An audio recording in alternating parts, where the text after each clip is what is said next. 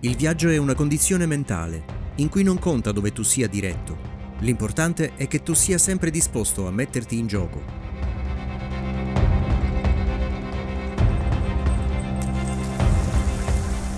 Dalle alture dei Sicani alle colline del territorio di Alcamo, fino ai monti di Palermo che sono stati colpiti dai gravi incendi dell'estate 2023.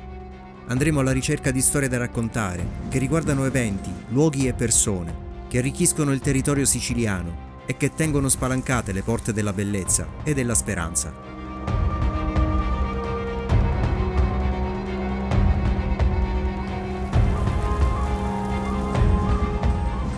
Il respiro del tempo, alla scoperta della Sicilia.